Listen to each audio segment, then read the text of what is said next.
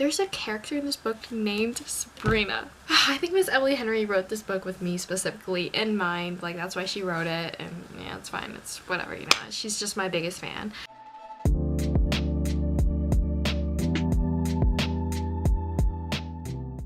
Hey y'all, what's up? I'm Serena and welcome back to my book next. So it's been a hot minute since I've done a book review, but I just have, oh my god, I have so many thoughts to share. I don't even know where to start. First off, I got this book yesterday and finished it at 3 a.m. So I got it Wednesday, the day after it released. I also have AP exams like next 2 weeks, so that's really fun.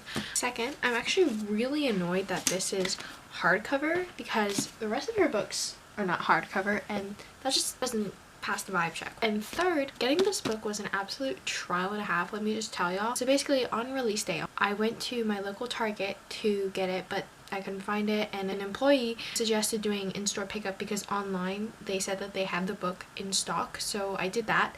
And then I went to work because it said be ready in a couple of hours, and then 3 hours later they canceled my order. So, you know, I was freaking out because I've never not gotten a highly anticipated book I wanted on release date.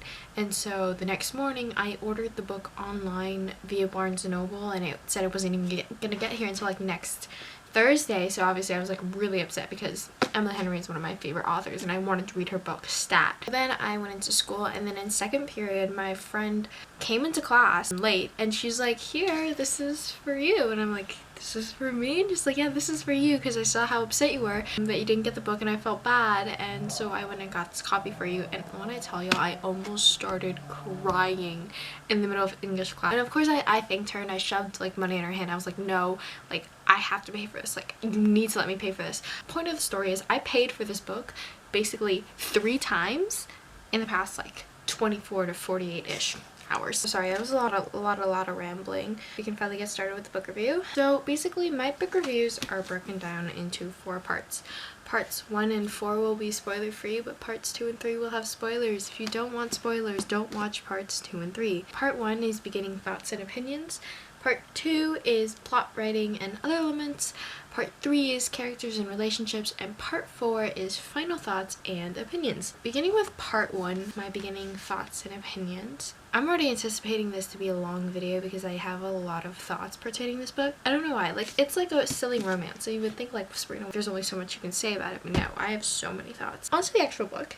This was absolutely fantastic. I definitely went in with high expectations, but I was not let down. Miss Emily Henry did not let me down. I think I definitely do have some recency bias going into this, but it's fine. However, let me be upfront and say that this is not her best book. That title is still reserved for book lovers. However, it did make me a fan of second chance romances, which I was definitely a hard, staunch avoider of, but this book made me a believer and a supporter of that. I did cry multiple times while reading this book, as always, but I actually cried more over the friendships in this book over the actual like romance. Also, there's a character in this book named Sabrina. I think Miss Emily Henry wrote this book with me specifically in mind. Like, that's why she wrote it, and yeah, it's fine. It's whatever, you know. She's just my biggest fan. But yeah, honestly, I think by far this is her most emotionally complex book. At least when it came to discussions of mental health and kind of coping mechanisms with it, her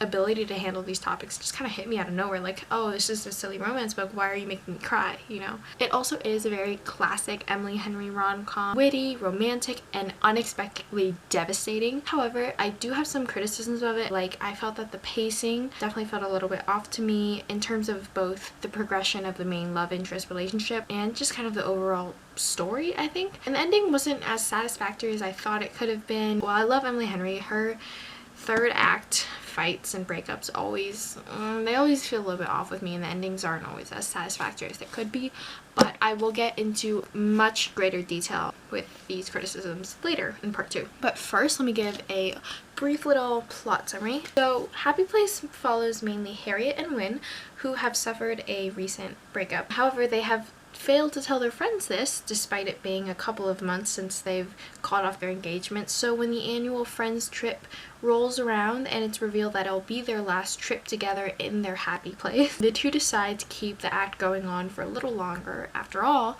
they were in love once, so how hard could it be to pretend again? I wonder what happens. Moving on to part 2. So starting off with the writing.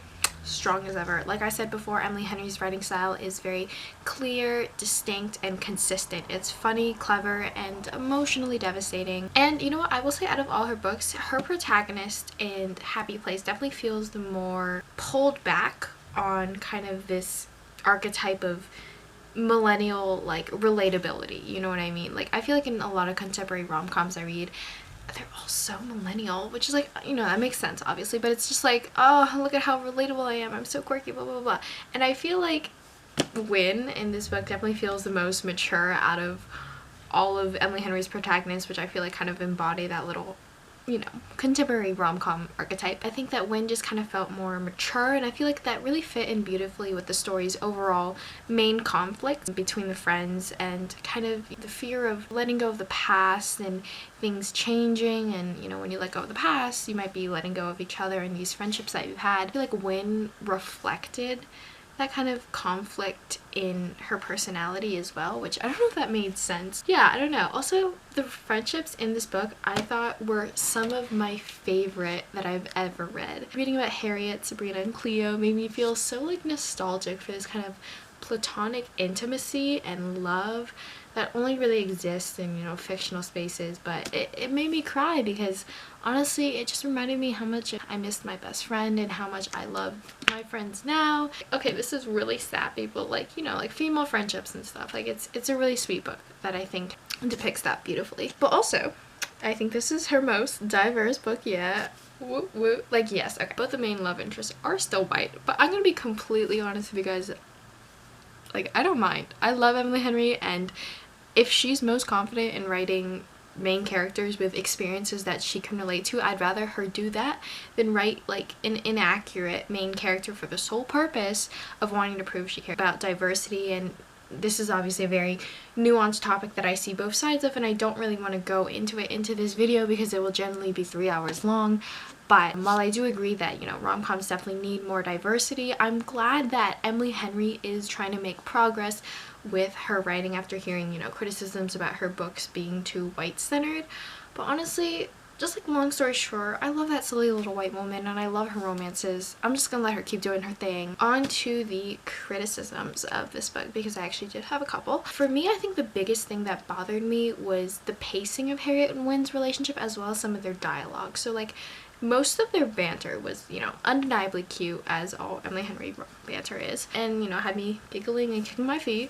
But their first meeting, bordering dangerous territory into like cringy, this is unbelievable, that doesn't exist kind of rom-com books. You know, that's what I've kind of loved about Emily Henry, because I read a lot of rom-coms, so I can easily tell when like one of those rom-coms fall into the, oh my god, this would never happen in real life. Like the one I'm reading right now is kind of like that. But I've always thought of Emily Henry as sort of pulling back on that, and I feel like she kind of leaned into it with Harriet and Wynne a little bit more, which I thought was cute in some parts, but in their first meeting it just didn't work. It felt unnatural, it felt unrealistic. Towards the end of the book, you know, when things were kind of getting resolved, a lot of the conversations felt very repetitive to me. Like, they talked about how much they loved each other, but it just couldn't work, and I was like, why again? Because like, both the reasons I remember were like reasonable to them, but I just remember thinking like, this is just talk it out, you know what I mean? Also, I feel like they reconciled too early. I wanted more angst. By reconciled, I mean like, you know, when they're pretending, they give up too easily. They give up the whole pretending too easily before immediately be like, oh no, I still want you, blah blah blah. Like, no, I wanted more of the like revenge plots. I wanted more emotional turmoil, you know. I just feel like showing more of the bad side of their romance would have made it feel more real and devastating in the overall. Like, the moment I fell in love with Harriet and Wynne's relationship and actively felt something for them was the scene where Wynne learns that his dad has died, and the moment where she's comforting him after that. And that's what I was looking for in terms of second chance romances. You know, I think what really pulls me in about it was that both these couples, they feel real because you've seen them at their worst, but they still chose to stick together and fix these problems. And I think that's what the bulk of Harriet and Wynne's relationship should have really been about. I feel like it focused a lot on this sort of miscommunication between the two of them, rather than they've been together for 8 years, they're each other's soulmate, and it was always going to be the two of them, you know what I mean? One last criticism. Ending, again, just a little unrealistic. I mean, like, she gave up her job to do pottery and move to Montana. Realistically, that pulls me out of the story a little bit. I mean, if you've moved to Montana to do pottery and be with the love of your life, you know, you do you, boo. But like, that's just such a like white person thing to do, you know what I mean? Honestly, I think that maybe like a little time skip instead would have been better, where like Harriet had some time to focus on herself before she gets back together with Win. Would have felt like healthier, I guess.